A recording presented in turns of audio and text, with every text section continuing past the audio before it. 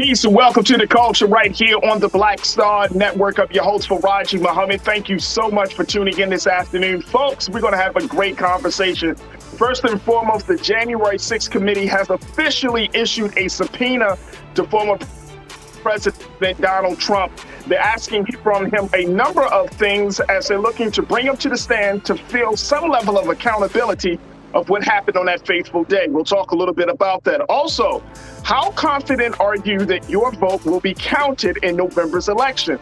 Now, there is a new poll coming out from the Grio that says that nearly 85% of Black people are confident that the vote will be, their votes will be counted.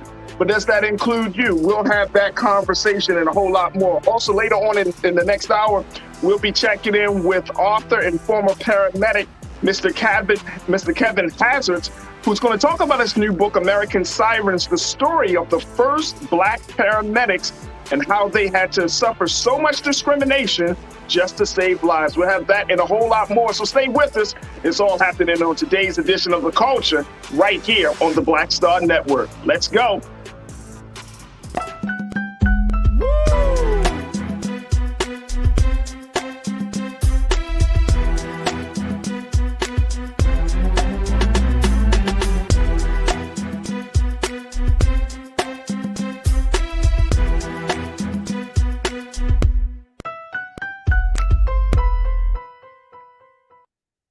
Folks, welcome to the culture here on the Black Star Network. I'm your host, Farajii Muhammad. Happy Friday, folks. Man, oh man, it took us about 5 or 6 days to get here.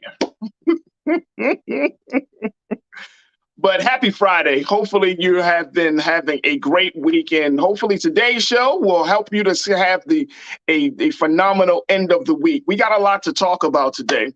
And I wanted to start off the conversation discussing the latest news coming out of Washington, D.C. about the January 6th committee officially issuing a subpoena to former President Donald Trump for his involvement in the January 6th storming of the Capitol. Take a look at this, folks.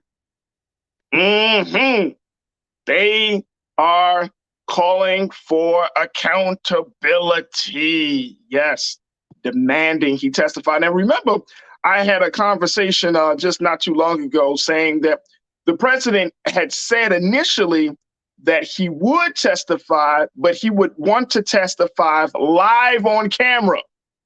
And some of you are part of my online culture crew. Y'all were like, I'm here for it. I got my popcorn ready. That may not happen. It may not happen. And according to the report and according to the nature of this subpoena, the president has to fulfill a number of obligations before we even get to that point where some people are already forecasting that this may not be the high political theater that many people expect, but more like a legal battle that we may not see actually play out until later on. But take a look at this, folks. This is what came out of the AP story. The 9-member panel issued a letter to President Trump's lawyers demanding his testimony under oath by November 14th and outlining a request for a series of corresponding documents, including personal communications between the former president and members of Congress, as well as extremist groups. Now, according to the chairman, Benny Thompson, he, along with Vice Chair Liz Cheney, they both wrote, "We recognize that a subpoena to a former president is a significant and historic action. We do not take this action lightly." Now, it is unclear if President Trump and his legal team will respond to the subpoena. He could comply or negotiate with the committee, announce he will defy the subpoena, or ignore it altogether. He could also go to court and try to stop it. So the president seems to have a number of options, which might not be a win for him. Now, also tied with this, we know that as the January 6th committee has been issuing subpoenas for a lot of the president's associates, we know today it was also announced that one of the close strategists and allies and former strategists and close friends of the president, Steve Bannon, he was sentenced to 4 months in prison because he decided not to adhere to the subpoena that was issued by the January 6th committee. So he's going to be doing 4 months. However, he's not going to jail just yet. He's going to be out until they determine. I think they're calling for to see if they can appeal this case until all of the details have been determined. But we will see how that play out. But if former President Donald Trump decides not to go, there might be some pros and cons in all of these options. So I wanted to have this conversation. Certainly join us in the discussion. My online culture crew, y'all know how we do. Hit me up on the YouTube and on our Facebook streaming, as we're streaming live right now. And also check us out on blackstarnetwork.com, of course. And let's have a conversation about, what do you think the president will do? And do you think it's going to be in his best interest not to get involved in this? Share your thoughts on this. And let me bring in culture crew member Bakari Jones, who is an advocate and an activist, a strategist, and just a sister that's been involved in the struggle for years here in the city of Baltimore and across the country. Bakari, good to have you back on. How are you today? Happy Friday. Happy Friday, man. Glad to be back, man. Yeah, absolutely. Another week. Absolutely. All right, Bakari, I had to bring you in on this one. Yeah. So what do you make of this latest situation with January 6th committee and Trump with this subpoena? You think he's going to comply? It's a roll of the dice, Farajii. It's a roll of the dice. I do. I believe that he's going to comply.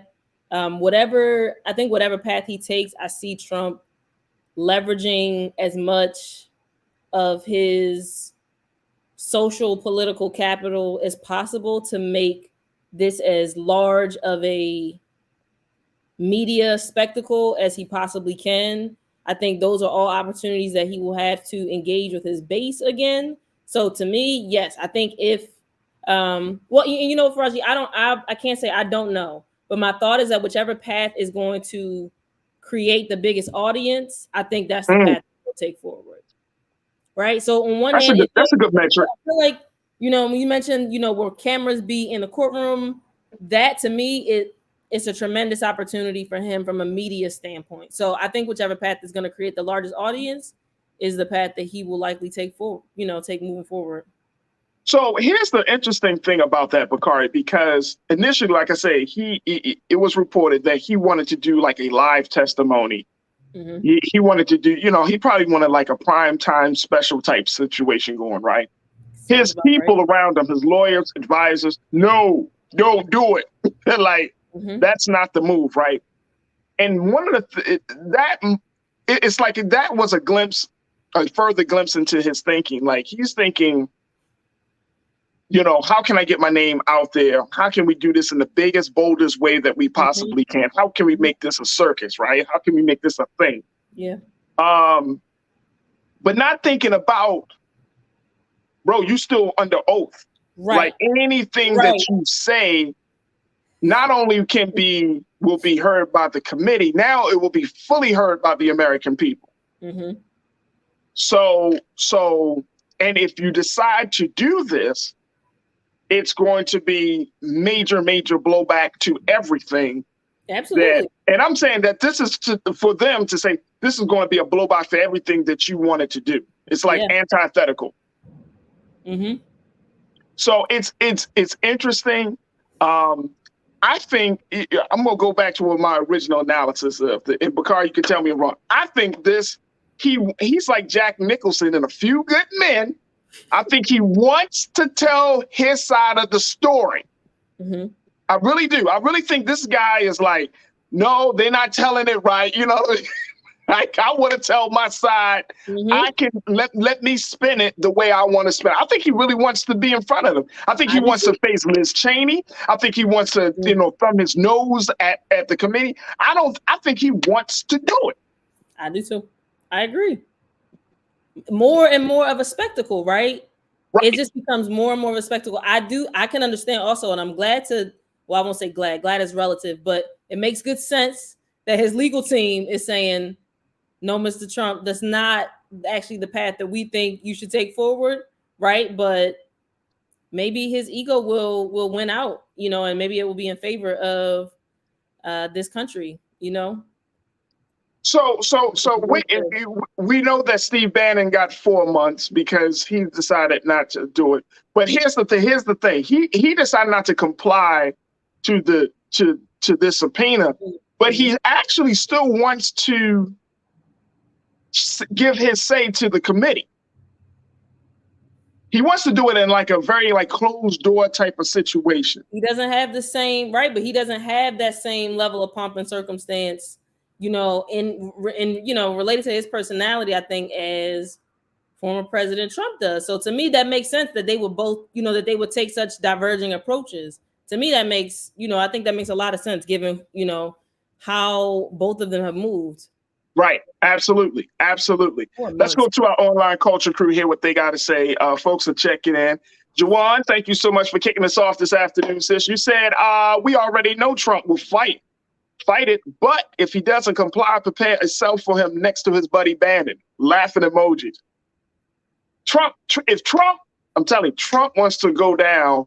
If he goes down, he wants to go down in like fiery flame, like blaze, like imaginary blaze of glory. You know what I'm saying? But I think a part of this too speaks to the reason he wants to do it so bold and all of those things.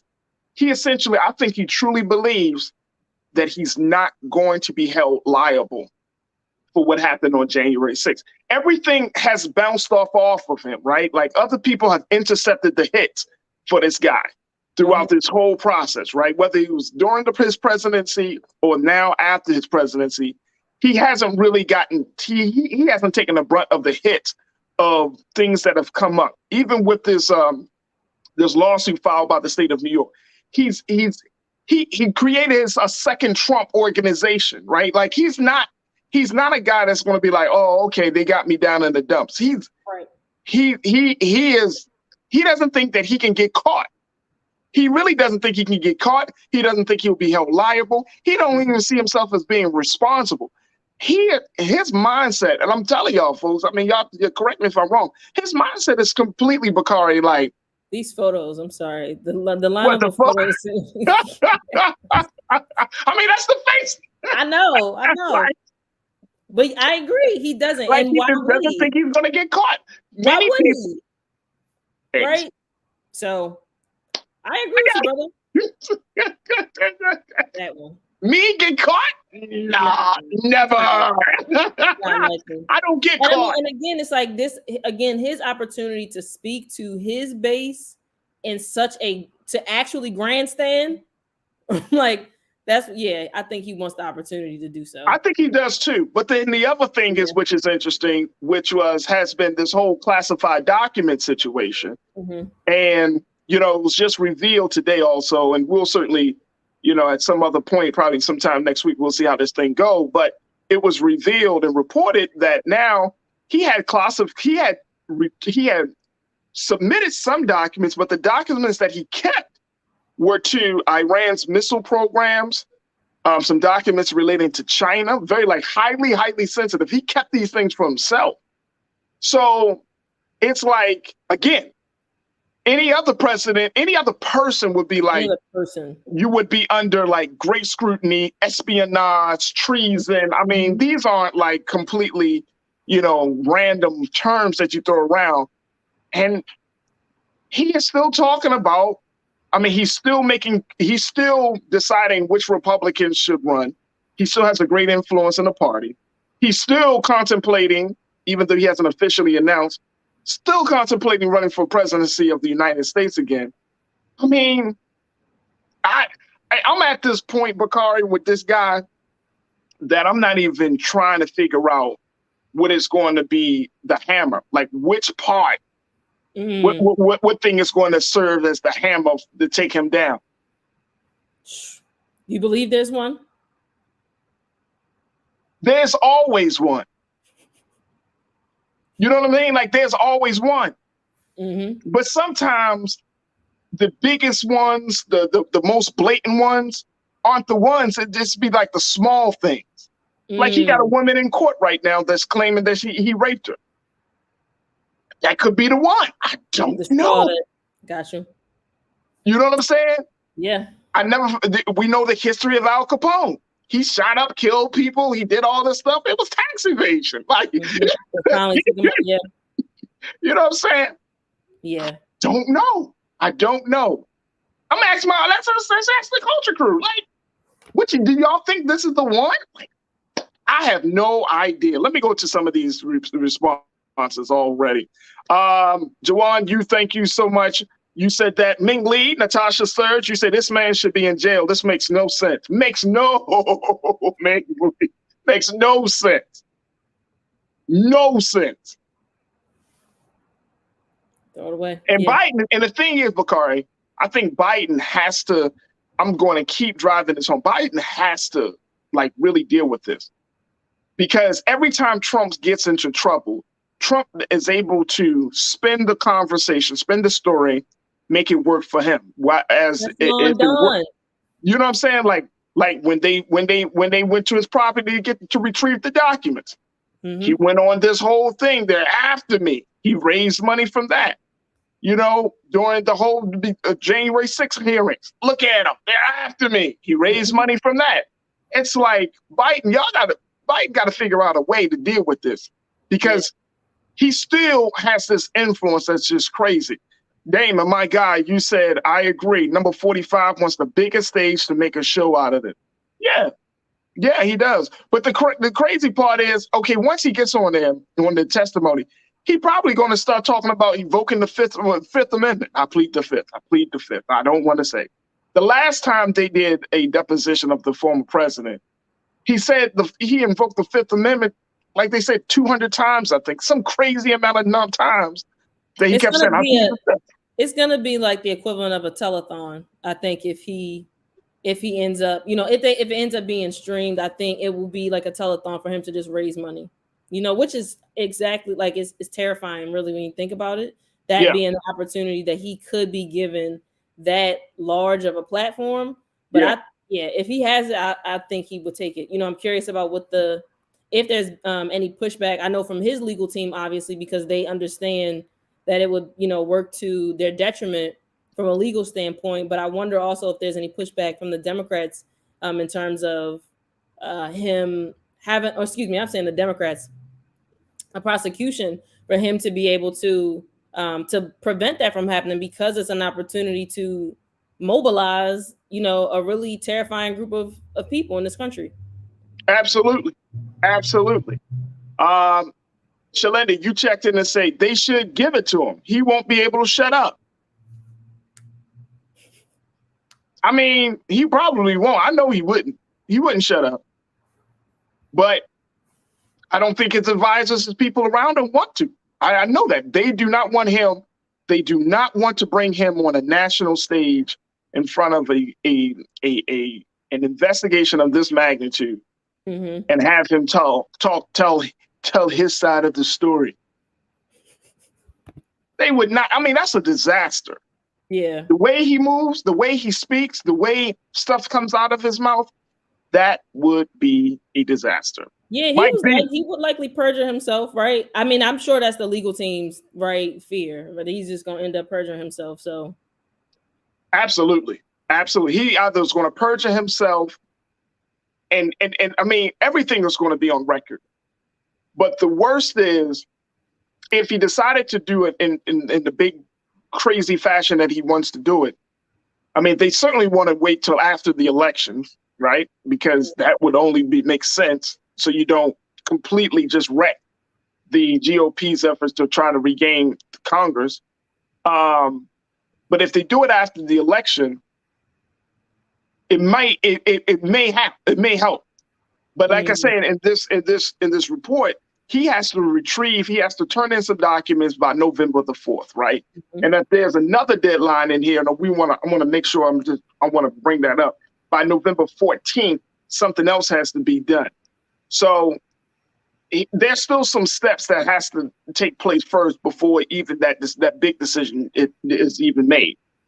And it's going to be super, super interesting. Mike V, you checked in, my guy. You said, look, it's free publicity. He spends nothing and gains everything in the end, proving his moniker of Teflon Don.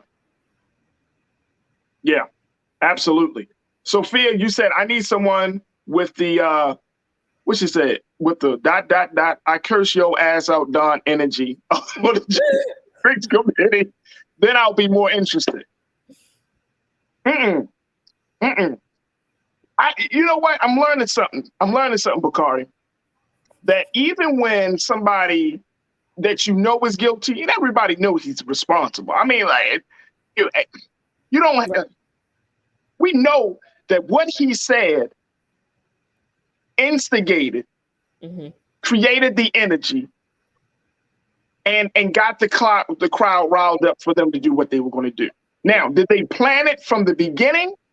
I think that's one of the big questions. Like, was it a situation where they came to Trump and then Trump was like, we're going to walk and I'm going to walk with you. And then it was like a reaction to, oh, okay, we're going to take this move. Or was it like, hey, man, be January 6th. We're going to have this rally. And the rally was really a front to the storming of the Capitol. I think that's where the investigation is really looking at, like, what was done beforehand and what was done like right there on the spot. So I think to that point, that's something that we need to, we have to keep in mind. Sophia, you said he's the epitome of whiteness by its definition. Yeah, white privilege, whiteness, however you want to break it down. Yeah, he's taking full advantage of all of that. Conscious thought. Donald Trump is a dynamic dunderhead. Why does this? Conscious thought, you be dropping jewels, but why does that sound like a fourth grade? Right. Dunderhead. Wow. Wow. Conscious thought, you also said Donald Trump's ego is so hyper-inflated that he continues to believe that everything he says and does is perfect, except Eric. Nice. He does. That's called narcissism. That's what that's called, sir. That's called narcissism. All right, so I think, should we do an online? Should we do a bet? No, I'm not going to bet because I don't bet. But all right. So what's your take, Bakari? He's going to do it. He's going to leave it up to his legal teams. He's going to comply to the November 4th deadline to submit. What do you think he's going to do next? I think if I had to guess, if I were a gambler, right? If I were a gambler, I think I will put my coins on him essentially forcing his legal team to talk him out of it. I think if the legal team is not able to talk him out of it, I think he will likely go forward and attempt to publicize this this testimony. So you think he's going to really push for a public testimony? I do. Okay. That's okay. I think if it's not, I think it will be because his legal team, and probably those around him have convinced him. I know it looks this way, but like I think I think he's at the point now where he's bet on himself enough, from an egomaniac kind of, mindset. It just seems like he's bet on himself enough to not back down, right? I mean, he's been egregious and he has been, unfortunately, a bit unstoppable. So I don't see him backing down at this point. All right, so I'm gonna say, all right, I like you. You say he's going to go public. I think he's going to go private. Okay. I think he's going to still testify. I think he will testify, but I think he's going to do a private testimony. I think he's going to have to do like a deposition. Okay, that's what I'm saying. I think it will be, for me, if I was, say, the head of ABC, NBC, or some of these big networks, would it be worth it to Fox may carry it. Right. Fox may carry it. It's pay-per-view. At that point, I mean, come on. I'm just saying. Ratings through the roof. I don't think I think all of that pomp and circumstance stuff, I think it's going to go out the window. I think he's going to say something. I think he's going to speak, but I think he's going to have his lawyers, and I think it's going to be behind closed doors. I think it's going to be behind closed doors. Now, it will be interesting to see how the January 6th committee responds to that. So that's the other thing, right? And like I said, folks, we're going to certainly keep our eyes open, but he has not been good on keeping up with deadlines for, I don't know why they set a deadline for November 4th for him to turn over some documents. The man hasn't turned over documents from the time he was president. So what's been 2 years?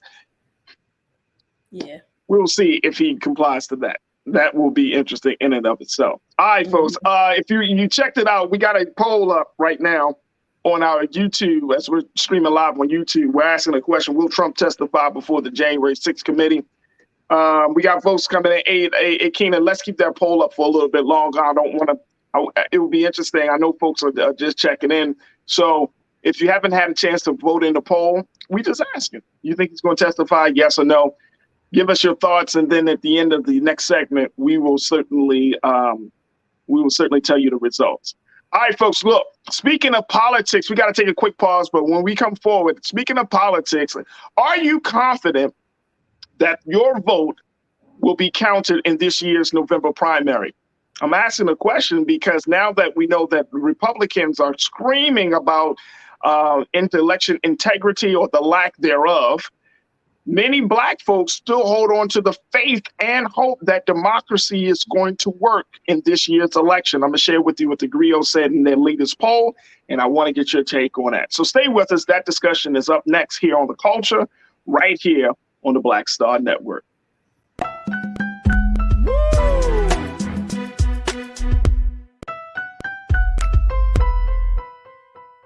Hatred on the streets, a horrific scene, a white nationalist rally that descended into deadly violence.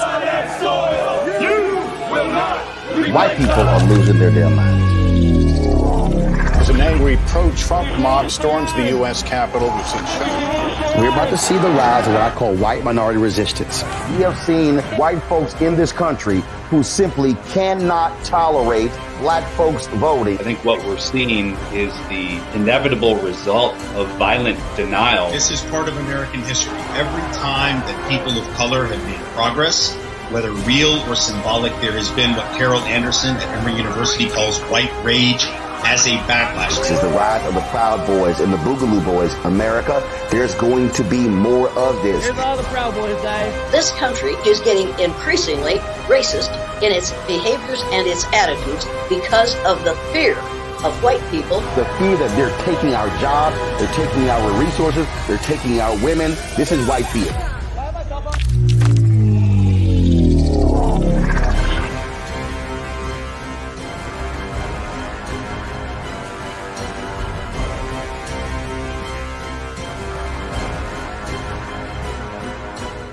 When we invest in ourselves, we all shine. Together, we are Black beyond measure. When you talk about Blackness and what happens in Black culture, we're about covering these things that matter to us, speaking to our issues and concerns. This is a genuine people-powered movement. There's a lot of stuff that we're not getting. You get it, and you spread the word. We wish to plead our own cause. Too long have others spoken for us. We cannot tell our own story if we can't pay for it. This is about covering us. Invest in Black-owned media. Your dollars matter. We don't have to keep asking them to cover our stuff. So please support us in what we do, folks. We want to hit 2,000 people, $50 this month, raise $100,000. We're behind 100,000, so we want to hit that. Y'all money makes this possible. Checks and money orders go to P.O. Box 57196, Washington, D.C. 20037-0196. The Cash App is $RM Unfiltered. PayPal is R Martin Unfiltered. Venmo is RM Unfiltered. Zelle is RolandS.Martin.com. Welcome to Atlanta, one of the most expensive housing markets in America. But rather than help out, Brian Kemp cashed in. He made hundreds of thousands of dollars in real estate. His net worth skyrocketed. And while Atlantans struggled to stay in their homes, Kemp gave $10,000 tax handouts to the richest Georgians and a nearly $700 million no-bid contract to his campaign donor, Brian Kickback Kemp, making Georgia work for him, not you.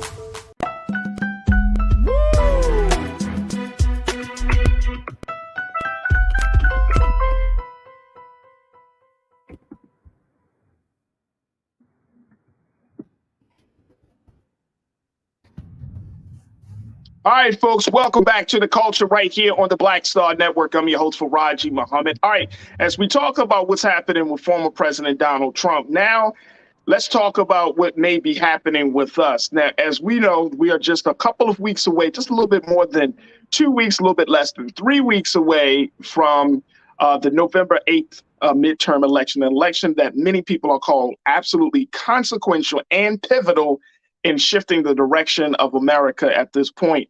And given the fact that there has been a lot of conversation around the issue of election integrity, voter suppression, and more tactics and strategies that both state and local lawmakers and voting officials are taking, people are wondering if votes will be counted, especially those on the GOP side of things. But on the Democrat side, or rather, I'm not going to assume that every Black person is a Democrat, but for Black folks, this still, regardless of all of this talk, there still seems to be high hopes that every vote will be counted. And this is based on a new GRIO KFF survey that speaks about this issue. Take a look. As Republicans still scream fraud in 2020, Black voters surveyed by the GRIO KFF survey still believes their votes count. Now, I want to get your take on this, folks, because I'm wondering to myself, do you feel your vote will count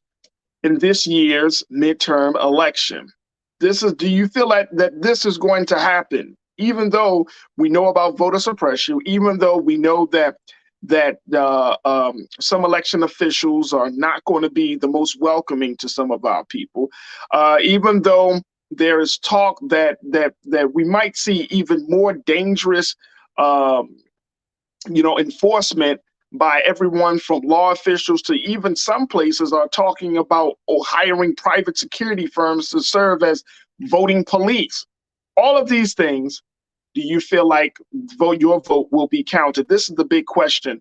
And I want you to share your thoughts as we will get to your ideas and your take on this. And I want to bring it back in Bakari Jones, our culture crew member for the day, to share with us her view of this. Bakari, how confident are you that your vote will be counted in this November's election? I feel relatively confident. I did a little bit of reading about actual rates of voter fraud, and the incidences from the pieces that I've read speak to it being a lot less common than is typically publicized. Yeah. So, I think in terms of like our actual votes, it's like that's one thing. The confidence that I have in those that are then elected, maybe not as confident as my actual vote counting. Okay. And I, just to be honest, it's so many different layers, right? We're talking about whether or not our actual votes will count. And one of the things that I learned this year is just learning about the actual cost of running just like various levels of political campaigns, Senate versus city council, just the range and how much those races themselves can cost. So my confidence in my vote being counted relatively high. My confidence in the ability of people that are actually going to advocate for the most of us, right? The through line, that sort of common denominator amongst us, that is a lot less because of all of the barriers that exist to get there. So it's more so, a lack of confidence, I think, in the folks that are able to even get to the place of us voting for them. But the votes counting, I feel relatively confident in. All right, well, then you sound like you're a part of this group that was surveyed by the GRIO. Take a look at this, folks. Based on this new GRIO KFF survey, they found that 84% of Black voters believe their vote will be accurately counted in this November's midterm election. Even among Black Republicans and Republican-leaning independents, 80% think their votes will be tallied honestly. Now, this is a testament to people's faith in American democracy, but the sentiment stands in opposition to the experience many Black people are having while voting. That's the first part. Now, here's the second part of this, folks. Take a look. That 71% of Black voters said they were worried about voter suppression, and 45% are concerned about voter fraud interfering with a fair and accurate election in their state. Also, Many Black voters say they've been a victim of voter suppression tactics. 20% of Black voters said they had experienced at least one form of the voter suppression tactics asked about in the poll. This includes 12% who said they have had their voter registration questioned or told they were not registered to vote, and 11% who said they requested a mail-in ballot that arrived after the election or not at all. Wow. But I think it's still telling, Bakari, that you still have a very high number of people who say, look, my vote is going to be counted. I mean, we're not talking about 50, 60%. We're talking about 80, 84%. People are still saying, hey, I believe my vote is going to be counted, even Black Republicans.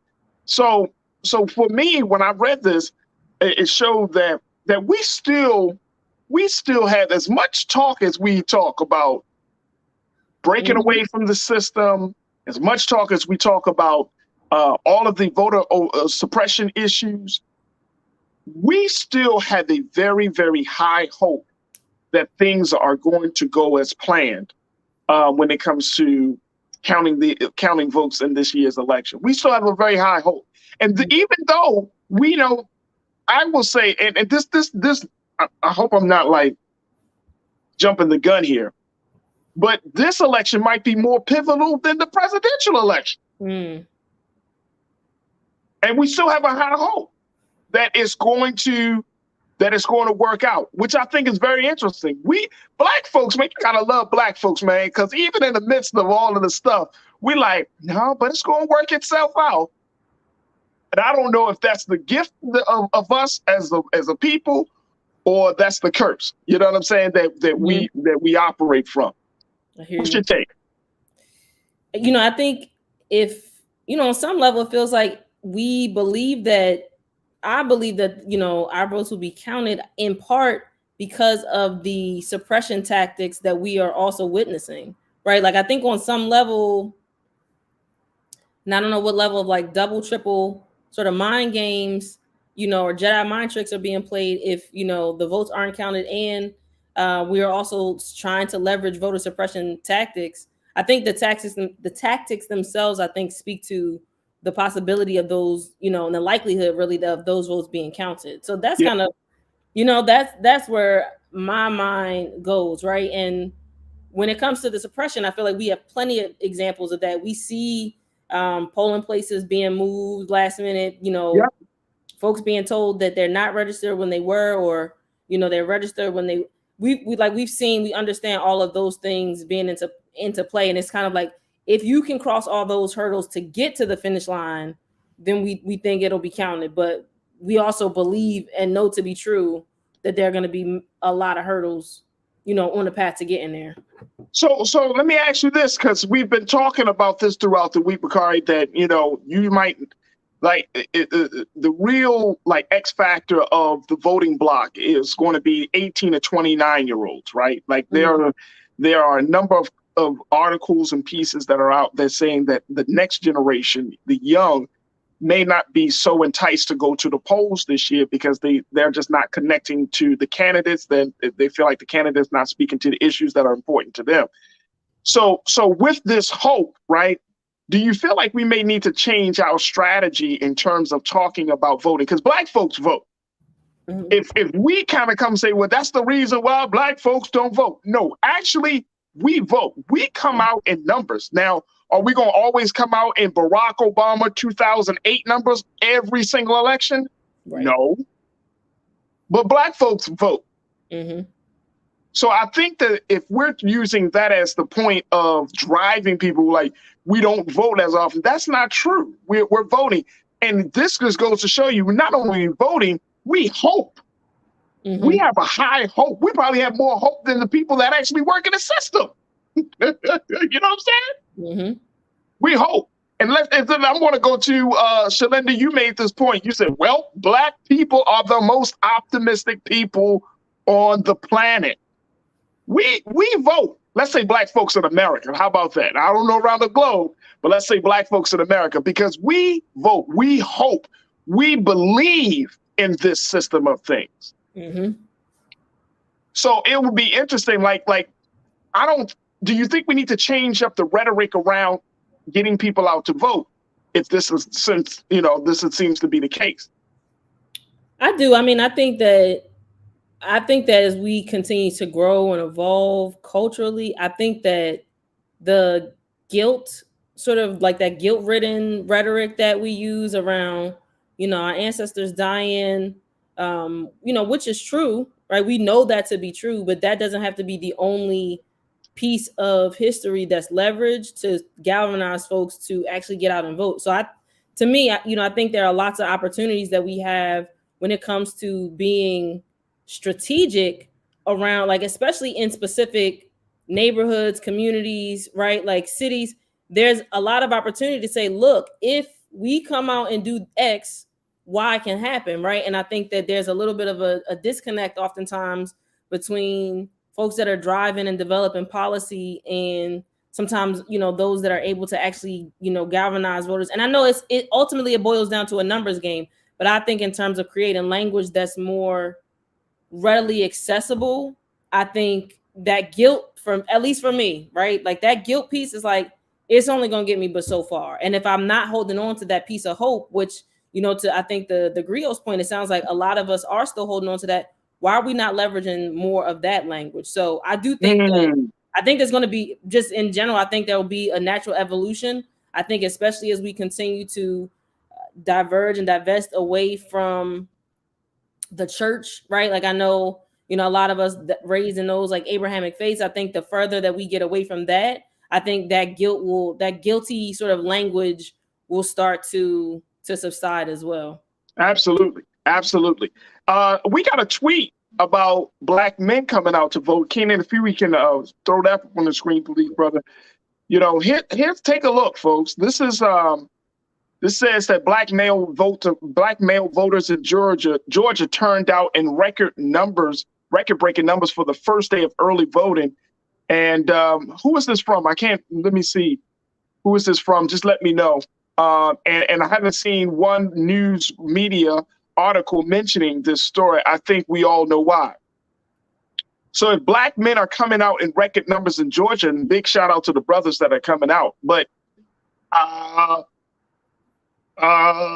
Bakari, I've been coming across pieces that Black men are also thinking about voting for Trump, and I'm not joking. No, we know. You know what I'm saying? That brothers could come out, but then are they coming out looking? Are they voting blue? Are they voting red? Who they voting for? I don't know. I don't know if, and here's why I'm bringing up the question about the messaging. And I think to your point, you make an excellent point. I mean, the messaging is, okay, yeah, come out to vote, right? Okay. But if we come out to vote and say we vote opposite what we expect, then we got another problem. We have another problem, but we also have more data. And let me tell you, if it's one thing Black folks, especially Black women folks, are going to do, is leverage some data to make even more strategic decisions. Yeah. And you know what I mean? And move forward. And, I feel like we don't move forward without women. We don't move. So even if Black men come out and are voting, ultimately red instead of blue, so to speak, yeah, I think that data is going to tell Black women exactly where they need to go and when they need to get there. So absolutely. This is and that tweet was from Christopher, who is Stacey Abrams' political director in Atlanta. And Bakari, you actually said that there's another element of this as we talking about getting Black people to vote. There's something else happening in Atlanta I didn't even know about till you brought it up. What share with the crew what you read about? Yeah, I just perusing the streets of Twitter. The town hall streets of Twitter. Okay.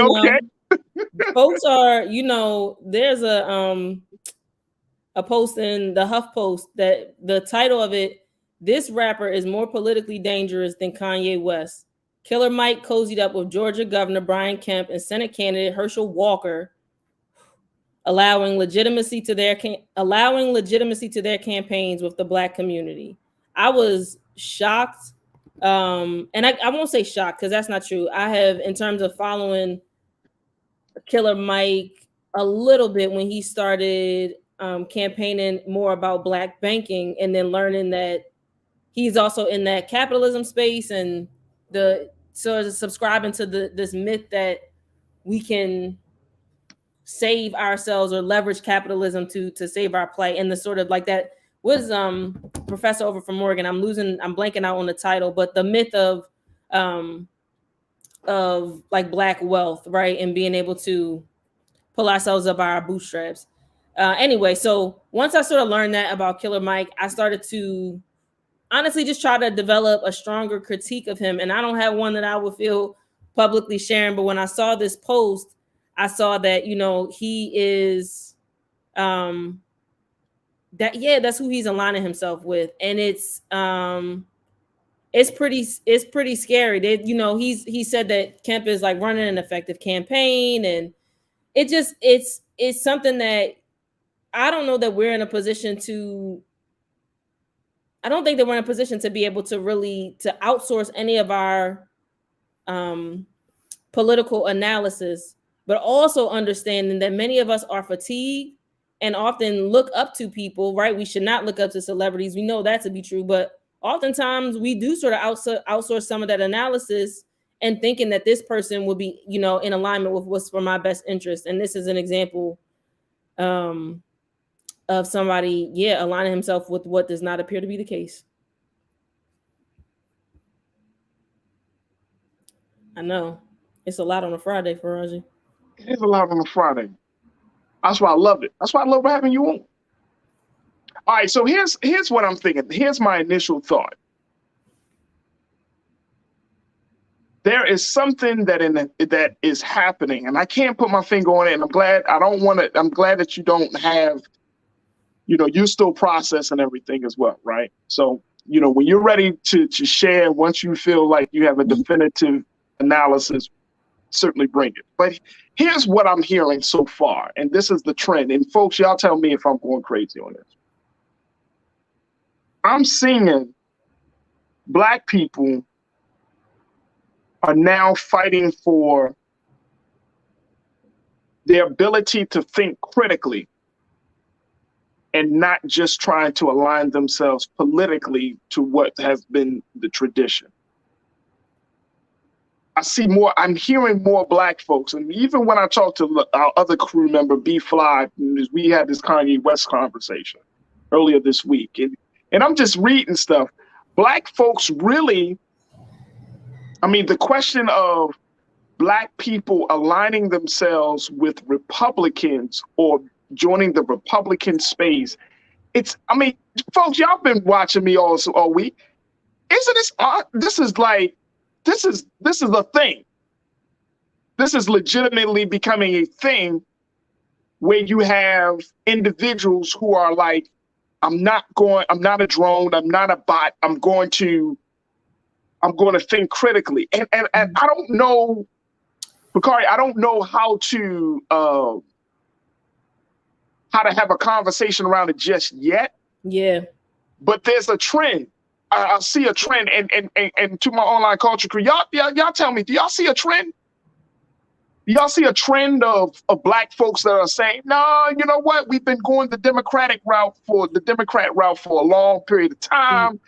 Let's see what we can possibly get from the Republican, which I'm not necessarily mad at, but I'm wondering,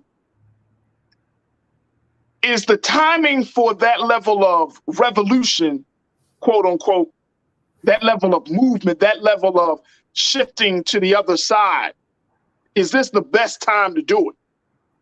And I don't want to sound like one of them, you know, I'm starting to sound like one of the people like, wait to turn it. I'm not saying that. I'm just saying, I don't know if I would rather take that risk during the presidential campaign, during the presidential election, because that's a little bit further outside of us when you're talking about state and local politics, rather than doing it on this level. You know what I mean? I'm still working, I'm still processing. So I'm processing this all right now as Bakari and Shannon. But folks, I want y'all to just like post your thoughts about this. If Killer Mike is saying, giving glowing praise to Stacey Abrams, here's a Black man, he's influential, he's down in Georgia, he has a platform, obviously. and he's giving kudos to a person. And y'all see the ads that we're running right now. Call him Brian Kickback Kemp. Well, the piece that I and I'm definitely still, processing in real time as well. But I think that, I think it's easy, relatively speaking, right, to say, well, what almost like in this sort of what have the Democrats done for me lately? So why not align myself with Republicans? But I think it really boils down to both of these parties being anti-Black, and collectively, many of us saying this is less anti-Black, right? So just literally being in a position where we have to choose the lesser of two evils, but that means being fully aware, completely conscious of the fact that both of those entities are evil and not 100% in alignment with what we need culturally to achieve, a level of safety and the space to transition from surviving to thriving in this country. Yeah. I think that, we look at the Kanye West that start to align themselves with the Republican Party. I think it's almost as if they've gotten to the certain level where, people start to say, like, I don't even see color, right? And it's like, well, what does that mean? How can you not see nuance? How can you not see the brilliance of these colors and recognize what that means about colonization and rape culture and patriarchy in this country? What do you mean you don't see it? You don't see all of that? Yeah. So I think that, and I do, unfortunately, we live in a capitalist country. So I do think that it's possible for certain people to amass a level of power, like financial power, social, political capital, to be able to leverage that power in ways that lead them to believe that race is no longer. We can go down the record. GOP does not have a good track record when it comes to Black folks' issues. And even on the conversation about finances, right? Even on the conversation about money, I mean, show me the record. What record do we have? When you get to a point where your financial, like your capital supersedes, right, like that sort of impact that your race is going to have on your socioeconomic status, then you're able to that I think motivates a lot of people. And I'm assuming, I don't have the analysis complete yet of our brother Killer Mike, but that to me is when you get to that point where you then align yourself with what's going to be solely in your financial interest, even if that means voting against your people. I feel like that's what we're seeing. What happened with him, with Kanye and Killer Mike in this instance? Yeah. And that goes back to something a point I made earlier this week, Bakari, when I was like, there's this hope that our financial situation is going to lead us to the promised land. And the struggle of Black people isn't, of course, the financial disenfranchisement, for lack of a better word, is certainly an outgrowth, but that's not a cause of our struggle. True. You see what I'm saying? Like, yes, financial, but we can say the same thing. We can say the same thing about the topic of education. We can say the same thing about the topic of healthcare. Like, which party is more in alignment with our healthcare values, right? Is it the Democrats or the Republicans? You know what I'm saying? Yes. It was President Obama that opened that really, not just him, but I'm saying recent years, they're talking about healthcare for all. We all can benefit from something like that, right? It's when you're talking about school policies, the Republicans are fighting our history being told in schools. Yes, but again, what's paramount? The Capitol is what's paramount, and I believe that. Trust and believe. I'm not mad at you. I think you're making an excellent point. You're making an excellent point. But I'm just trying to. I'm looking like this because to the people that are watching and who believe that, it's like, but the dollar is losing its value every day in the world market. Yikes, Farajii. Why you point that out? You feel what I'm saying? Like let's keep it real. The American dollar is losing its value in the world market, right? Like people, other countries are really having conversations about whether the dollar or the euro or the yen, like the yen in some places is more valuable than the dollar. Mm-hmm. Let's just keep it real. So when we're talking about, I feel like we're jumping on this financial capital bandwagon at the tail end But at the end of the day, it's like, okay, the finances, if you say the finances, but I'm still talking about, you still got other things on the table. You still got education, you got healthcare, you still have like, and none even of those matter. None of those matter. Janine made a point. Janine even said it. She was like, let me go to Janine. She said it's not a party space, but more of a conservative space. Folks legit forget that most Black people are conservative when you get down to it. We're conservative, but at the same time, our families aren't looking like that. You can't just we have interracial families. We have families that are from different ethnic backgrounds. We have families that include LGBTQ. We got all of this diversity that the GOP the Republicans do not welcome. That's true, but we could be diverse and still vote against the interest of our community in service to ourselves individually.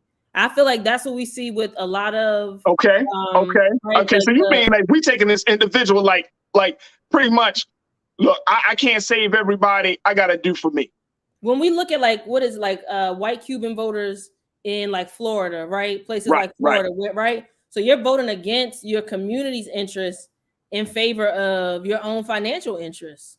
And that's all it boils down to. I mean, I think from my perspective, so it's something that I think is unfathomable for us when you look at it through a communal lens. But once you've gotten to that level, I just can only imagine when you get to that tax bracket, if you have not aligned yourself with communities, like with your actual community in multiple communities, if you got to that scale, what do you do? But you privatize your healthcare, you privatize your children's education, you privatize everything. Once you have access to a stream of water, you don't care about polluting anybody else's. And I think that's what we're witnessing.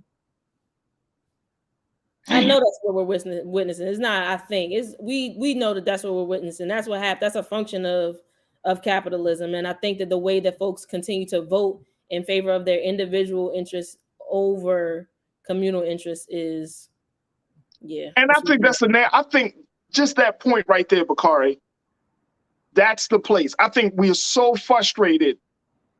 Many of us are tired of us talking community and us and we, that at this point, we're like, yo, bump all that. I'm just trying to get something for me and my family. I'm trying to get ahead. I'm tired of being in this space. I'm trying to get a little status. I'm trying to get privilege. I'm trying to get some sort of financial freedom. Like, whatever way I need to get it. And you believe it. And you believe it. And you're like, you know what? They do it, so why can't I? Whatever way I can get it, I'm gonna get it. I gotta think about me and my family alone, which I can understand. And I'm hesitant because I don't know how we can quote unquote be conscious and then still have a view like it's only about me and mine instead of it's about we and us. We all understand that as a human. Like as mammals, right, on this planet, right. It's a certain survival instinct that we have in order to survive. Like that makes sense.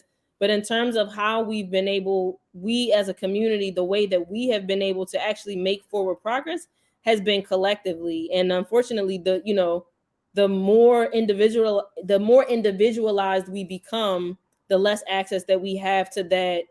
One, just like shared communal history, right? And so and then belief and faith in what's possible. There's I'm blanking out on the titles again. The one that mentioned before is the myth and propaganda of Black buying power, and that's by Professor Jared Ball, who's over at Morgan. Right. And there's another about the history of Black co-ops in this country, and we've been able to co-opt, like to create spaces. And almost like a continuum of co-ops that have happened for years and years in this country. But when you lose that cultural memory, that means I think on some level, we also lose the faith in that cultural possibility. So this is so interesting on so many levels. And Bakari, maybe you and I should just talk about it offline. Like, how do we have a different, like this conversation needs to happen in a different, in another moment, because you're talking about really, and I mean, as much as I've tried to put it out there, like let's have some serious conversations around, a separate political party, right? A serious conversation, a serious consideration. But then to see that there is a slow building energy of that's shifting people into this Republicans, Black folks are going into this Republican space and saying, hey, maybe this is the way to go, versus the slow building energy toward a wholly independent political space, right? I think it's fascinating, absolutely fascinating. And it speaks volumes about where we are in seeing our own condition in oppression. That is more of like, if you can't beat them, join them type of mentality. Yeah. Like, well, we're not going to ever get out of this from under the oppressive tactics of white supremacy. We're never going to be able to truly, win. So why don't we just become one of them? But I don't even think that's the track that people, I think like when you look at a Kanye West, that before he even got there was, and I don't know if that's where he is, but right, that the belief that slavery was a choice, like that perspective in and of itself, is so. But I feel where you're coming from though, and it is, I think ultimately it's if you can't beat them, join them, right? And I think for me it and again, this is just on the, as we kind of like, think through this on air. But for me, it sounds like we're kind of losing faith in our own power. You know what I mean? So we're like, well, we might as well. I mean, they got a better track record. And I said this earlier this week, and I'm going to go back to saying it. We've been at the bottom for so long that for a lot of us, I think that we have to ask ourselves the question, do I really just want that privilege, that power, the money, that status, just to be able to do what I want to do without any accountability, no connectedness to our community? And oftentimes to be a token. I mean, and to be a token. And I'm not saying that we want to be a token. But it's like some of us may want to take the hit. Like, hey, you call me a token, but I got money in the bank. Or if you call me a token, I'm further, I got status. If you call me a token, it is what it is because, my views are conservative. And it's like, I don't know. And I feel like this is just a big open platform, open question mark. I don't know. I don't have the answers. I don't think any one person can come up with the answer to this. I think we need to have, and of course we can't get 40, 50 million people in the same space at the same time. Right. But for the spaces that we do have, like this platform and other shows, we need to have some serious dialogue. Like, what is it that we want to achieve? Okay, so if this midterm election shows that the Republicans will take the lead in the House, are we going to start pressing the Republicans the way we press the Democrats? Because I don't see that level of pressure. Because you know why? The Republicans don't listen to you. They'll slam the door in your face. The Democrats will at least say, all right, well, come on in. Let's sit down. You want some tea? You know what I'm saying? The Democrats will be like, what you selling? I mean, Republicans, what you selling? We don't want it. Boom, close the door. It's an interesting unfolding. It's an interesting. Oh my gosh. It is so. I know you have me like going crazy this weekend, looking through. Look, we gotta stop it right here, because we gotta take our break. But Bakari, thank you so much for pricking. Now you got me thinking, and for bringing up Killer Mike. Oh, no, man. Killer Mike, not Stacey Abrams. I know. And if she loses, now I don't think Herschel Walker will win. But if Stacey Abrams loses, I just don't want Herschel Walker to win. I don't think he will win. But I'm more concerned if y'all if for my Georgia watchers, if Stacey Abrams loses, what does that say? What will that say? She's not going to she's not the perfect candidate. And Brother Omakongo Dibinga said it earlier this week. He said the Democrats aren't the almighty, but they're better than the alternative. But if she loses, yeah. All right, Bakari. I appreciate you. Thank you so much for checking in as always. Thank Good you to for have you, having me, brother. All right. Peace. We'll talk soon. Folks, we got to take a quick pause. Ooh. We got to take a quick pause. When we come back, we're going to put that on the back burner for right now. I got to think through it. You think through it. Let's think through it together and come back at some point, sometime next week. Maybe we're going to regroup because there's a lot of conversations around Black folks, Republican Party aligning themselves to their values and everything. We got to think through it. But when we come back, when we come forward, let's have a conversation with Mr. Kevin Hazzard, who wrote a book about the first Black paramedics and why they had to undergo so much racism and discrimination, even though they're saving people's lives. We'll have that conversation and more. So stay with us. It's The Culture here on the Black Star Network.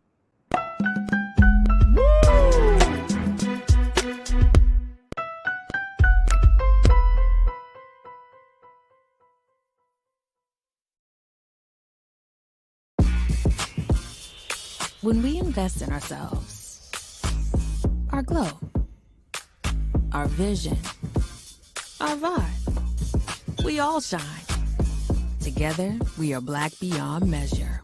Pull up a chair, take your seat. The Black Tape with me, Dr. Greg Carr, here on the Black Star Network. Every week, we'll take a deeper dive into the world we're living in. Join the conversation only on the Black Star Network. I'm Deborah Owens, America's Wealth Coach, and my new show, Get Wealthy, focuses on the things that your financial advisor and bank isn't telling you, but you absolutely need to know. So watch Get Wealthy on the Black Star Network.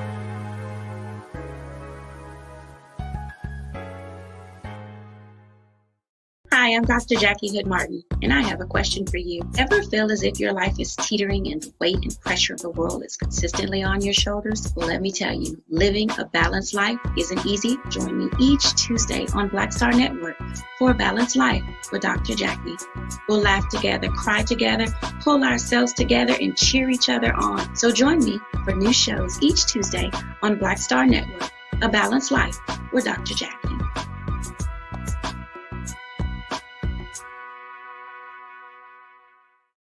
When we invest in ourselves, we all shine. Together, we are Black beyond measure.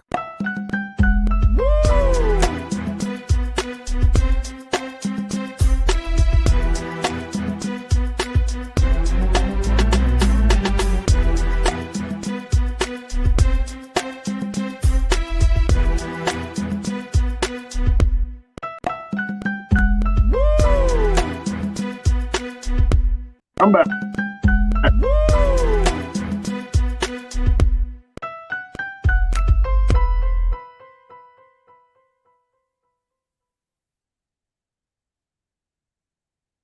All right, folks, welcome back to the second hour of The Culture here on the Black Star Network. I'm your host, Farajii Muhammad. Thank you so much for tuning in this afternoon. Make sure y'all continue to show y'all support for us here at Black Star Network. Right, you can go directly to our website at blackstarnetwork.com, blackstarnetwork.com, and let's continue to, do and have the conversations that are important to us. But most importantly, let's continue to support Black-owned media as we have these very, very important topics and discussions about the state of affairs here in the country and abroad. So make sure you support us here at blackstarnetwork.com. All right, folks, I want to jump in, and I'm so happy and grateful for my next guest. He is an author and former paramedic who has written a book called American Sirens. And this is a book of talking about the first Black paramedics and their struggle to save people's lives, even in the midst of time where their lives were often threatened. So we want to welcome to the airways of Black Star Network, The Culture, Mr. Kevin Hazzard. Kevin, thank you so much for joining us this afternoon. How are you, sir? I'm great, man. Thanks for having me. Absolutely, absolutely. Again, we thank you so much for your patience. Just got into a bigger conversation than expected. Hey, I'm here in Atlanta, so I know all about that one. Ooh, wow, Kevin, I can pick your brain all day about what's going on in Georgia right now. But first, let's talk a little bit about your book. You wrote this book called American Sirens, and Keenan and Ariel, just when we get a chance, there we go. I wanted to show that book right there. This is a very, very fascinating read. Let me share with folks what the Washington Post had to say about this book. Take a look here, folks. This is coming from the Washington Post as they look at this book. They said his book succeeds in recalling long overlooked events. It's a medical and human drama that will make readers appreciate the courage of the first paramedics, the foresight of a physician not content to restrict emergency medicine to other doctors, and the artistry of modern EMS workers. It's also a narrative bristling with the indignities of racism and medical ignorance. Hazzard subjects defied and overcome prejudice, but also were often overwhelmed by both. Wow. First and foremost, congratulations, Kevin, because this is a very, very fascinating read. I don't think a lot of people thought about the stories of the first Black paramedic. What inspired you to write this book? I did the job for 10 years. And somebody at one point said, have you ever heard of these guys? And the truth is I hadn't. This is something that changed my life, being a paramedic, sort of the defining decade of my life, through my 20s. And when it was all over with, I had no idea who started it. That in 1965, there was a group of guys who did this. That, I never heard that. I knew that there was a moment where if you had an emergency, an ambulance, or like a hearse would show up at your house, right? And then the next thing I know, there's this TV show called Emergency with all these guys running around, saving people in Los Angeles. But like the bridge from how we got to a hearse arriving at your house and modern EMS, nobody had ever mentioned that. And then somebody said to me one time, have you ever heard of Freedom House? I hadn't. I looked it up. I realized nobody had ever wrote this history down. And so I started looking into it. And of course, the minute you reach out to the people who were involved, they say, well, yeah, this ended in 1975 and we've been waiting for the world to notice. What took you so long? Wow. So let's talk about the cultural side, because as a white male writing about Black paramedics, right? I know people were probably like, I'm sure your editors or somebody in the publishing world was like, you're doing this, Kevin? Yeah. Well, surely, one, this story has been waiting to be told since before I was born. So when I started calling guys who were involved, none of them said, hey, dude, they just said, thank you. Let's get started. Secondly, again, as a paramedic, like to me, this was an incredibly important story. EMS and ambulances, paramedicine, it shaped who I am. And to me that, its origins needed to be told. And finally, I think if we've learned anything from stuff like the 1619 Project, what we learned is this has been going on for the entirety of American history. And if you're interested in American history, then you're interested in all facets of it. Whether you are a white guy, whether you're a Black guy, these things are a part of who we are from day one all the way up until now. And so, to me, that this was a critical story that needed to be told, and I just kind of jumped all over it. What has been some of the surprising parts of you telling this story? What has taken you, has shocked you a little bit as you read about these stories? First and foremost, that they started everything. I don't think anybody is aware of the ways in which this group of guys who started working in 67 and ended in 75, the degree to which everything that we do today started with them. So the color of the ambulances, the shape of the interior dimensions of the ambulances, right. The fact that we use Narcan to reduce overdoses. They're the first people to have done that. They were in 1975, they're named the national standard by a commission set up by President Gerald Ford, and they field test and then release the world's first standardized paramedic training manual that people used all the way up until the time that I started training in the 2000s. So I was shocked to learn how much these guys had affected the field as it exists today. To me, that was stunning. And then the other thing, which of course in no way was stunning, but over and over again, I was startled by, was how little things had changed. I started writing this book in 2020. So part of EMS, begins, this is a story that's been going on to a certain degree for quite some time. In 1832, there's this cholera epidemic in London, and people's response to hospitals saying, hey, let's grab everybody who has cholera and bring them into the hospital so that they don't infect family members, people's reaction is, well, it's a government conspiracy. There's no such thing as cholera. They're not really, trying to remove you. This is a government trying to control you. And 2020, that was a conversation that certainly spoke to me. And the other side of it, of course, is the racial side. The things that these guys are going through, the things that motivated them to accept this job in 67, the problems and hurdles that they faced from 67 on, are the same things that people are facing today. How little the world has changed, to me, was perhaps the most startling thing. The most startling thing.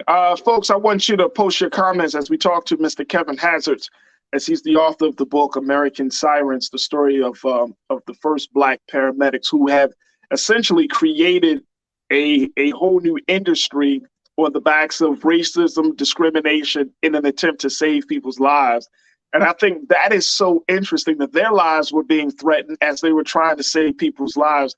And I'm wondering, Kevin, as a writer, how do you tell a story that humanizes those individuals, right? Because a lot of times when we talk about retelling history, they're put on this pedestal where it's like, either they're quote unquote good for history or quote unquote not so good for history, right? But as a writer, how do you make sure that the human side of them, they're not just a symbol, but that they're human beings who really just at the root of everything they did, they just wanted to see change. They just wanted to do the right thing. They just wanted to be seen as human beings. How do you tell a story in that vein? I mean, I try to think of myself and put myself in their shoes. If you go to 1967, when they were trying to recruit people for this job, this may be the worst sales pitch of all time. Hey, walk away from your life, set up, come here 5 days a week, maybe 7 days a week. You're going to work days, you're going to work nights. We're going to pay you very little bit of money. And oh, by the way, this training program, which is going to last 8 months, is for a job that technically doesn't exist. For me, that's absolutely the worst sales pitch. So question one was like, why on earth did you say yes? Like, why? What made you go into this? What made you do this? And then, so people, they start explaining what was going on in their neighborhood. Like, we sort of know a little bit about the Hill District, and largely, if nothing else, from August Wilson. We've seen the cycle. Denzel brought it to even more people. So we have some understanding of what the Hill District is. That's where these guys are from. So you start to understand, okay, these are young men who are really up against it and who get this awful sales pitch. Well, for them, it's not an awful sales pitch. For them, it is, hey, here's this weird job that's coming out. And I'm not sure I care about medicine. I'm not sure I know what an ambulance is, but I know that if this thing works, if I can make this work, this will be the thing that finally forces the world to reckon with me as a person. That this will be the thing that they can't ignore. This will be the first time that my voice will have to be heard. And that's a very humanizing thing. It almost doesn't matter who you are. You can understand somebody really feeling like the world has turned their back on them and grasping for the one thing that they think might pull them out of it and holding on for dear life. It's moments like that, or, someone's first call. One of the main characters from this book is a guy named John Moon, who's got an absolutely incredible story. Yep. And I asked him, I said, when you first started, because John has been living with this as many of these people have. They have been trying since 75 to get the world to pay attention to their story. So they've, kind of told versions of this repeatedly. And so there's a certain degree of like almost glossing over, like, yeah, we did this, because, they're kind of used to people asking certain questions. And so I said, all right, let's get back to your first call when you're 22, whatever. And like, were you scared? And, and then instantly John starts laughing, right? And then it's like, of course I was scared. I was terrified. I thought I was going to kill this woman. Those human moments are the things that really bring it back.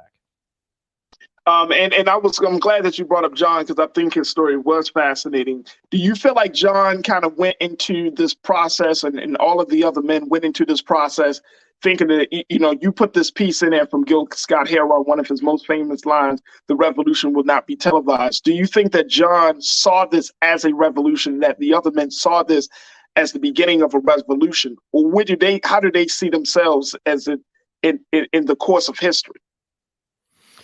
I don't think at the time they realized it was a revolution. They were taking incredible pride in a job that was allowing them to serve their community, and more so, it was a job that was allowing them to show the communities that didn't want them just what they were made of.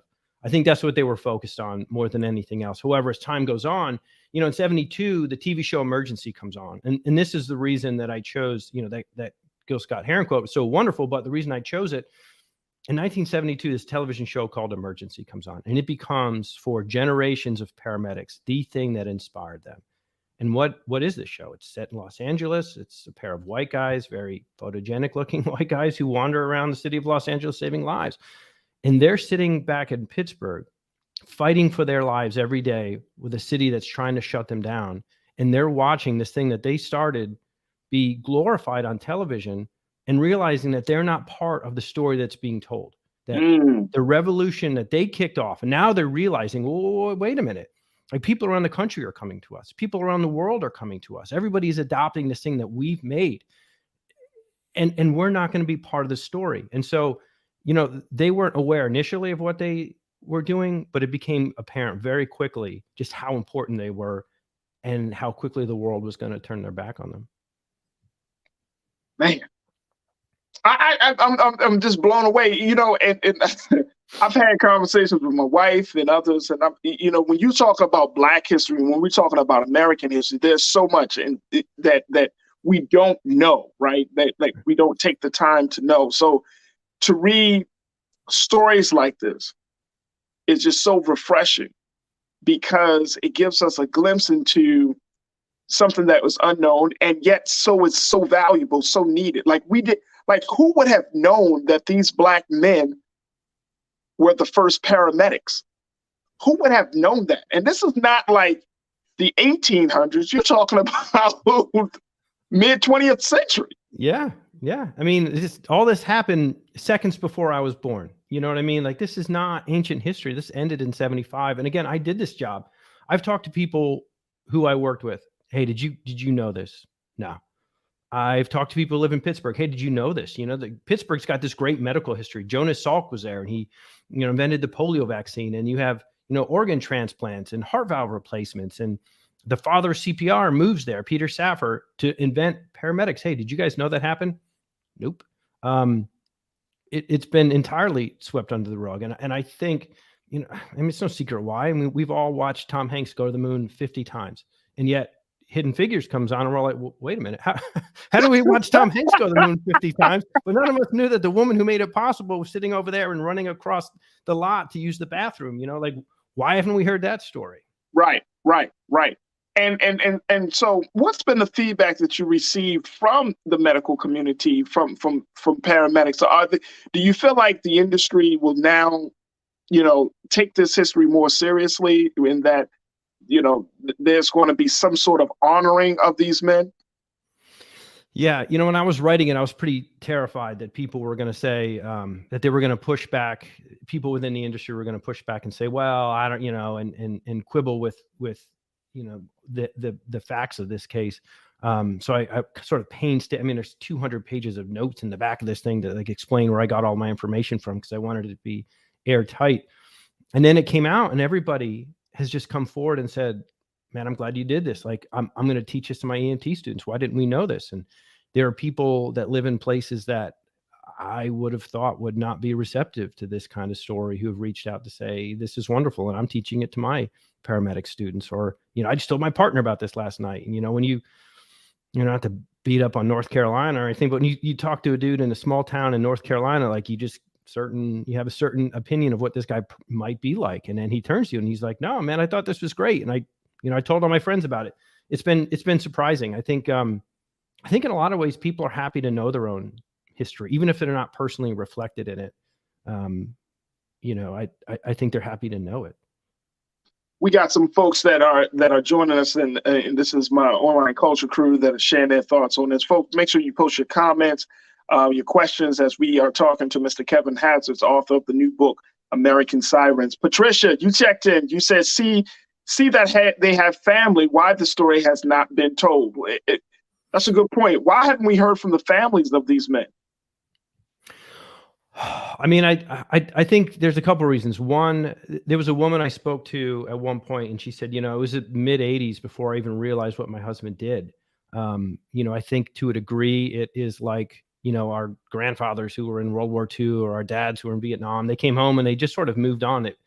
a lot of these guys, when Freedom House ended, they either joined the city EMS department or they moved on to another part of life. And this just became a part of their past. I don't know that everybody always used to discuss all of their history. So there was a certain degree of, like compartmentalization, I think, that happened. Another, I think is, I write for television. And when I first started, somebody said to me, make sure your main character is a white guy so that people will watch it. People will actually care about him. I mean, that was an honest statement that someone made to me. I don't think that the world really wanted to hear these stories or was interested in hearing these stories. It has been picked up throughout the decades, various times in local papers and magazines. It just never made a mainstream dent. And I think it's because the world just sort of shrugged and was like, yeah, okay, all right. A bunch of guys from this neighborhood that, we don't really care about, or that we have a certain opinion of, and they did this thing, but whatever. We're just going to move. I think it was a thing that just got swept under, and I think people tried. Yeah. Certainly John Moon has spent his life trying to do things. There were others, a guy named Walt Brown, who unfortunately has passed away. He spent every day of his life not only trying to get the world to hear the story, but quite bitter that nobody would. So efforts were made. I just think they were not receptive ears, unfortunately. Yeah, I mean, I can definitely believe that.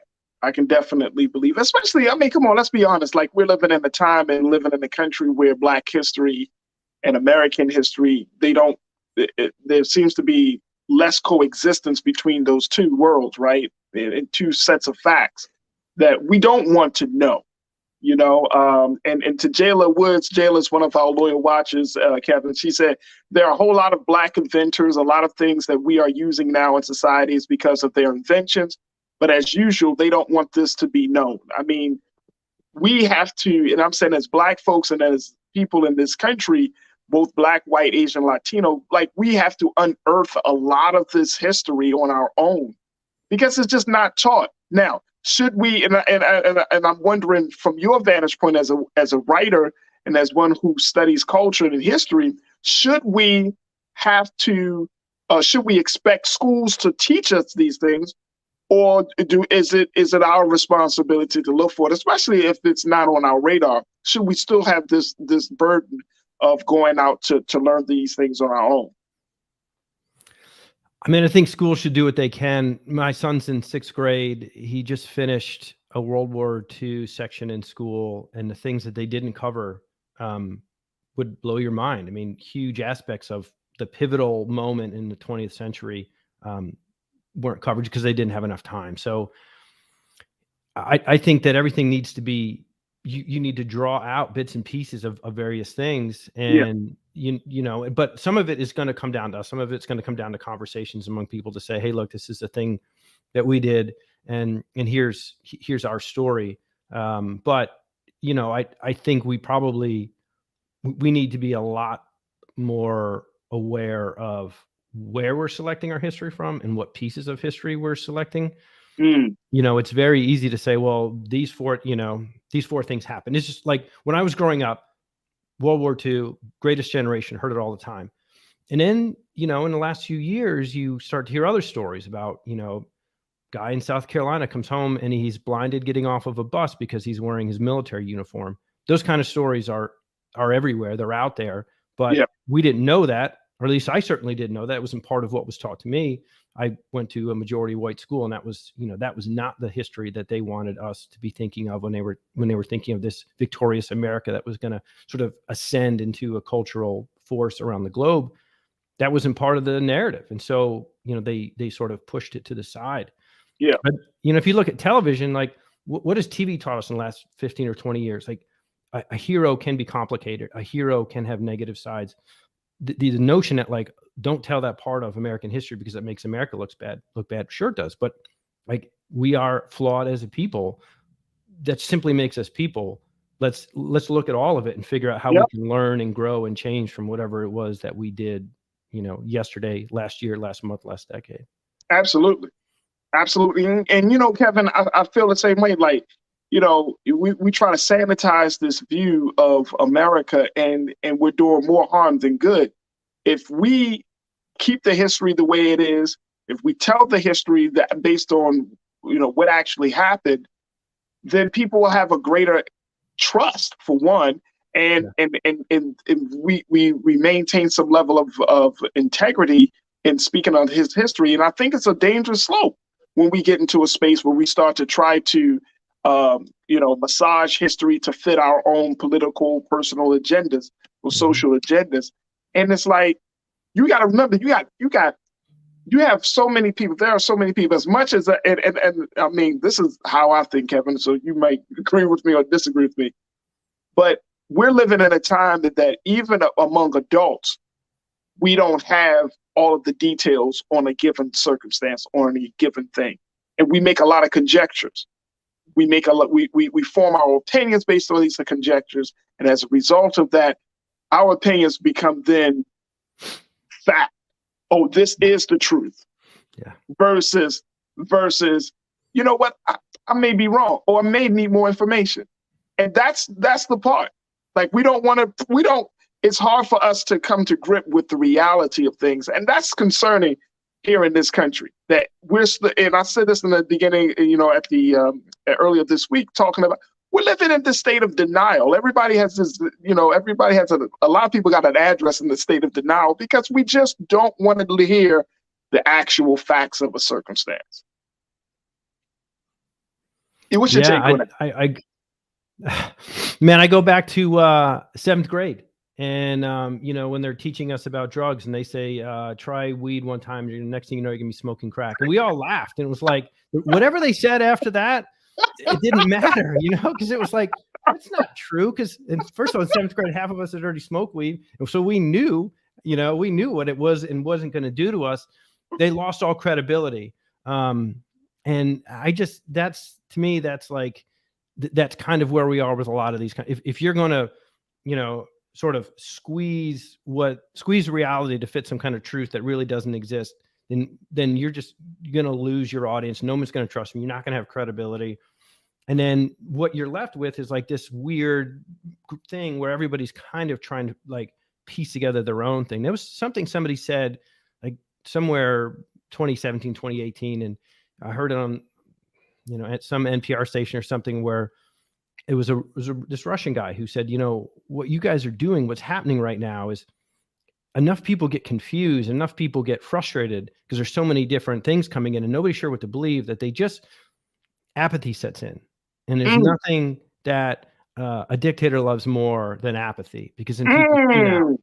And, these are that's the end result of saying like, well, I don't know, or I'm just going to ignore it.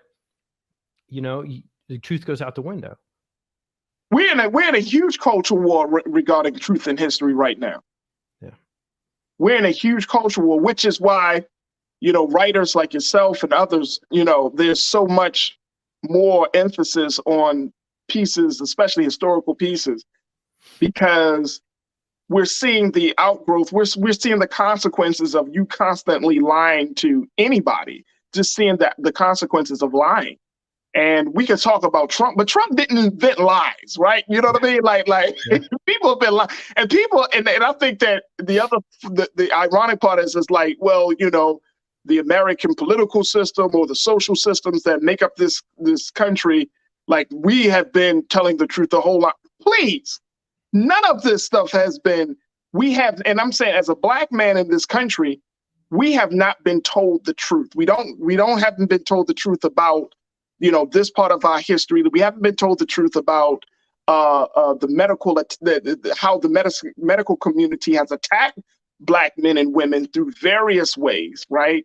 Like these stories need to be told, and they need to be told in an unadulterated, unfiltered, as close to the truth as possible, because we're never going to move forward in this country if we keep lying to people. It's like a child, it's like you're in a relationship, you're constantly lying to cover up the last lie. You thinking your partner is going to just, okay, but you're just constantly chipping away at the foundation of that relationship. And I think that's what we're seeing here. Kevin, I want to get to a couple of more comments, and then we'll certainly let you go. But I truly appreciate your time, man. I really do.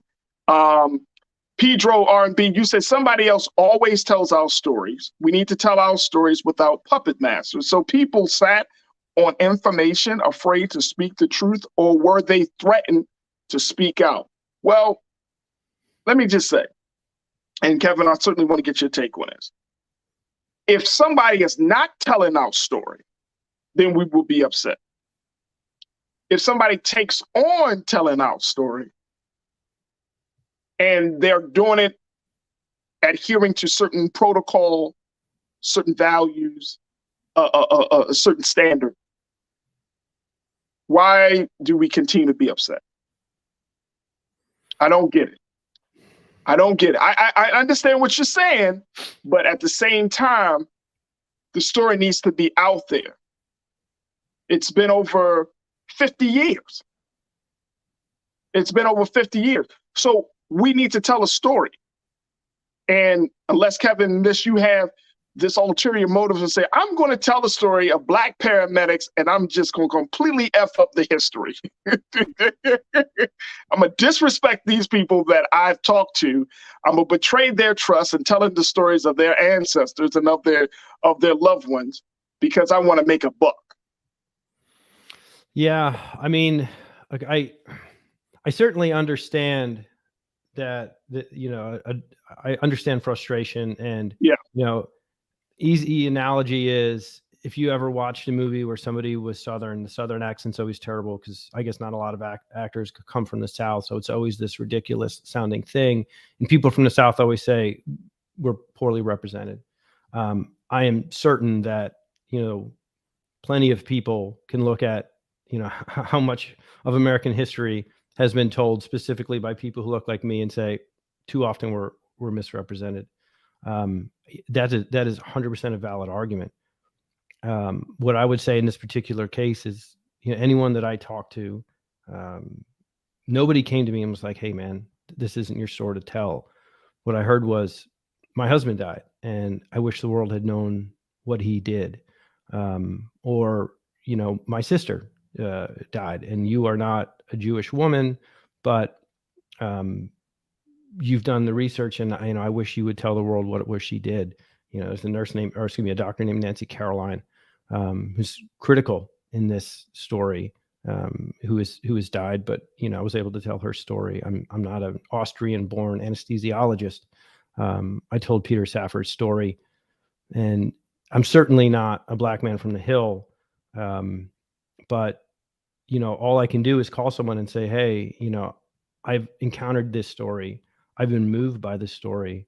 I think it's crazy that I've never heard it and that nobody I know has ever heard this story. So would you be willing to sit down and talk with me and tell me what happened? And, at that point, I will leave it up to the people involved to decide how they feel about me, how they feel about this story, what they want told, how they want it told, where they want it told. Yeah. And, I was lucky enough that that the people involved said, yeah, all right, I'll talk with you. Let's do this. And to read the book first. Yeah. I'm just saying, just read the book first and then make an assumption. I think that's the case that's the case. And again, I get it because we have been lied to. Our story has often been told by other people, but at the same time, it's been told by other people and the story has been told wrong. So I get it. And we've had those instances happen again and again.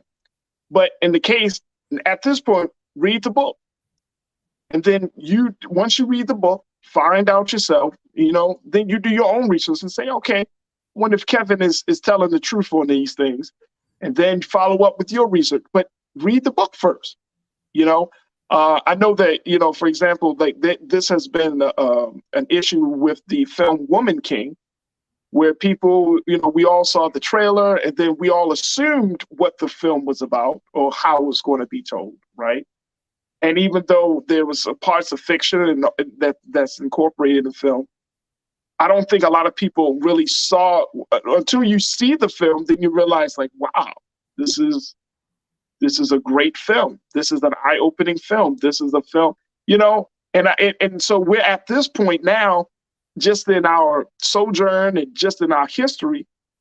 Don't make judgments until after you take in the work. And I think that's the important part about this. Make a judgment after you read the book, after you check out what the story is all about. Let me go to one more.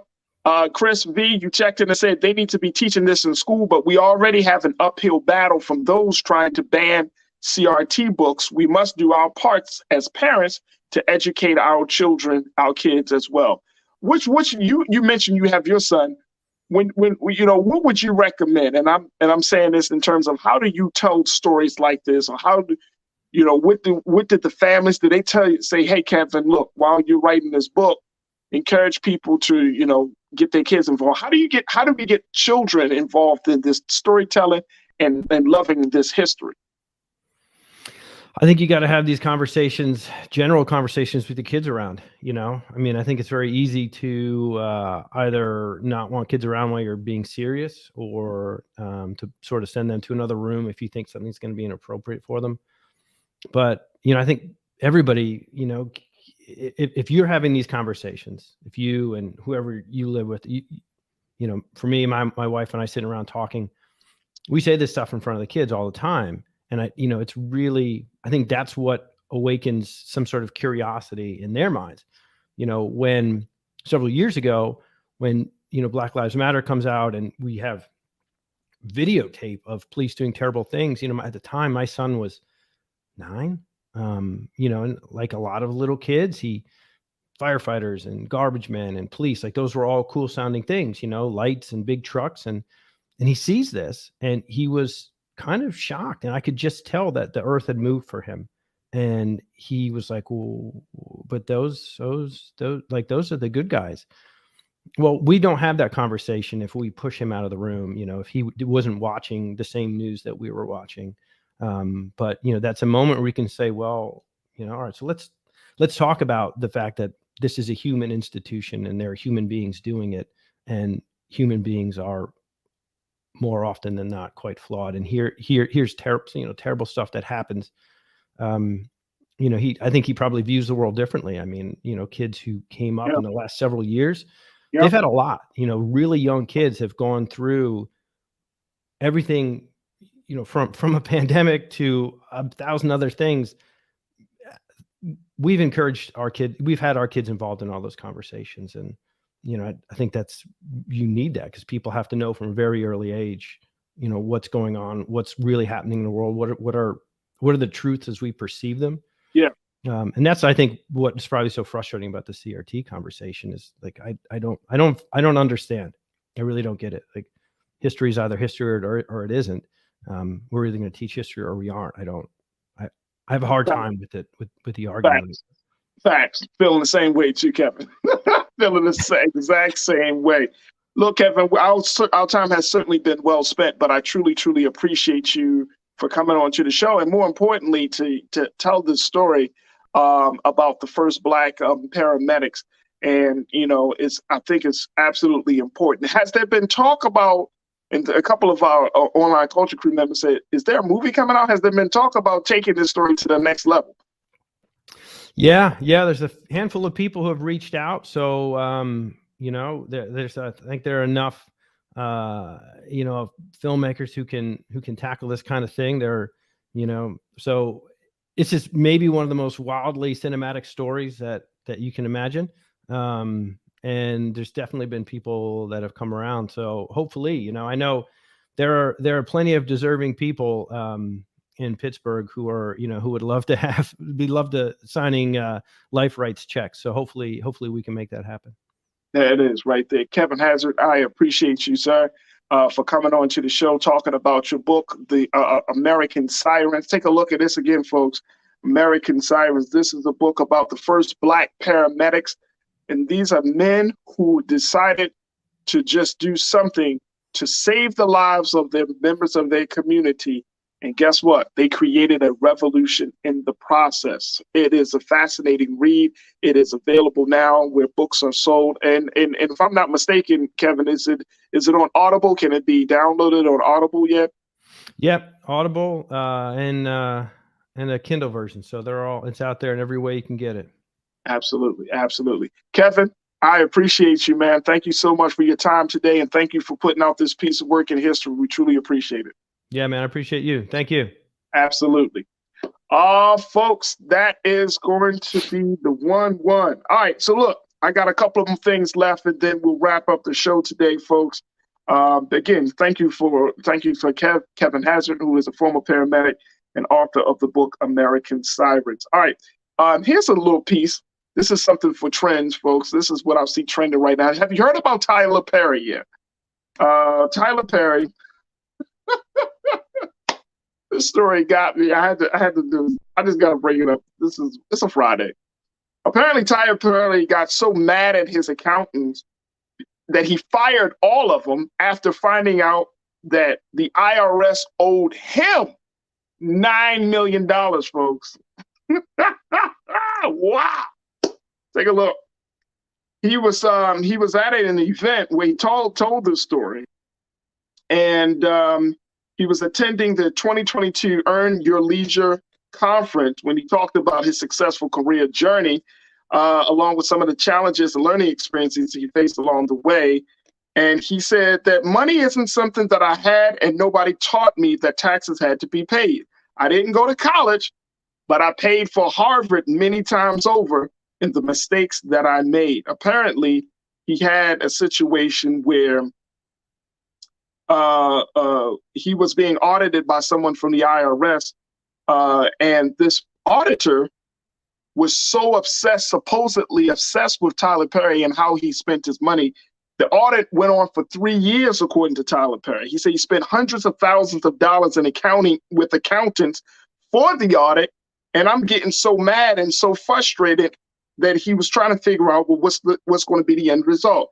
He said, we get to the end of the audit, and the IRS, owe me $9 million.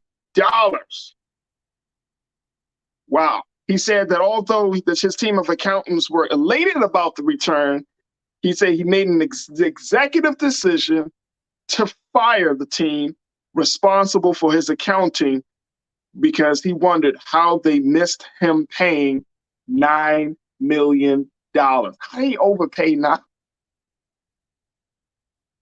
This is a cautionary tale for entrepreneurs out there. If somebody is responsible for handling your money, make sure that they know how to handle your money. Wow. Wow. $9 million. Can you imagine getting a letter from the IRS saying, hello, Mr. Johnson. Hello, Mrs. Johnson. After further review of your audit, we found that you were in total compliance with all of the tax laws. We found that you had paid your taxes every year, and you have actually overpaid us by $9 million. I think I would have fired my accountants too. I would have fired them too. No way am I paying the government that much over. I'm following. I'm following. Yes, Hotep, you said, wow, the incompetence is real. Very real. How do you overpay somebody? Like, I don't even know. First thing, why is the audit like 3 years? Let me tell you something. You know, you only got one job. That's all it is. It comes down to you only got one job. Make sure you have qualified people. That's the other part of this. This is the other lesson. Make sure you have qualified people around you. If you're going into business, and Tyler Perry said it, you know, he's been through it all, you know, ups and downs and everything, you know, make sure you have qualified people around you. And I know that for some of you are entrepreneurs, you know, y'all probably got some horror stories out there, but just know what you're doing. You know, of course, you can't be everywhere. You can't look over everybody's shoulder. So make sure you have qualified people that you could trust and people that know what they're doing around you to take you, your business, and your money to the next level where you don't have to overpay nobody.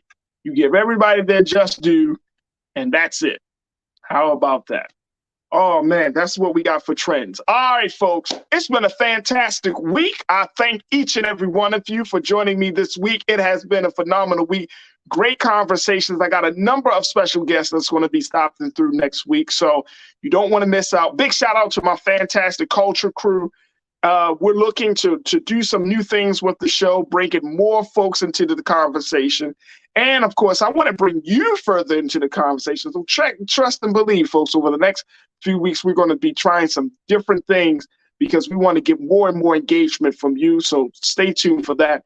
I'm really, really excited about some of the ideas that we want to put into action here on The Culture. Make sure you do your due diligence and check us out at blackstarnetwork.com. If you haven't downloaded the app on your phone, if you haven't streamed, if you haven't, subscribed to us on Facebook, on Instagram, on YouTube, if you haven't subscribed, you haven't given any money to help us to continue to build this platform, please do so. Take the time out. It only takes a few moments, folks, of your time to give something to support us, what we're doing here at Black Star, continuing to be a voice for the voiceless, continue to talk about the conversations that you don't often hear in other media. And most importantly, to continue to take our conversation, whether it's stating our case, whether it's telling our story, whether it's discussing our culture, to take all of that to the next level.